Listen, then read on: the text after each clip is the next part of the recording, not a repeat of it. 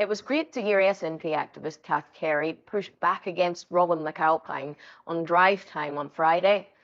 Robin has of late taken the odd conspiratorial line of there is something more to what happened this Salmond and supported both ALBA Party's Ash Regan and the SNP's Kate Forbes, all of which is very different from the radical Robin we once knew.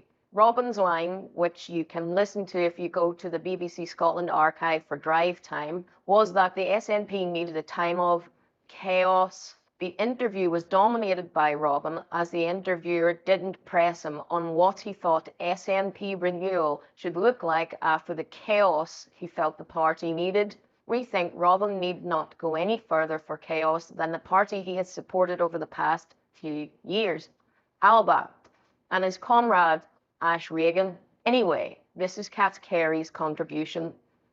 Kat, first of all, is John Swinney the right choice? I absolutely believe he's the right choice, or the correct choice. I think a lot of us in the SNP breathe a sigh of relief because we all have respect for John's ability to build a coalition in person-to-person dealings and to be able to bring together the different various views within the broad SNP spectrum. Is a reset needed? Was a contest needed to get that debate, to get that grassroots discussion, to dig into all the gnarly stuff if necessary? Well, I believe that we won't know until Monday at noon whether there will be a contest or not. But I recognize that John Swinney is fairly popular amongst it and will most likely lead.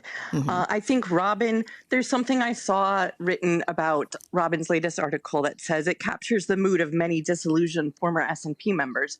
And I recognize that. And I think it's very telling that there are former SNP members coming on all the time saying they want that leadership contest. But they're disillusioned for a reason, though. But maybe they're disillusioned for a reason. Should there not be, as Robin suggested, some sort of reset? Where's the fresh blood, Kat? Well, I think that we're in a time of economic crisis, and I think there's such thing as fear rigidity. So focusing on the cost of living, focusing on child poverty is going to be able to make us have more room to be brave and to bring the public along with us in our vision. So although if there's a contest, so be it. I don't mind that. But I think the best interest for not only the SNP, but the independence movement is to not have this moment of chaos, if, in spite of a better word, before the general election, because I think the wider independence movement is served by having SNP MPs in Westminster, by getting the airtime on programs such as yours and throughout the UK. Does it need a regeneration? And dear Robin suggests as a period in opposition then? Will that regenerate it for longer term benefits? Well, I think that we live in a democracy, and one party being in power forever and ever isn't a reality.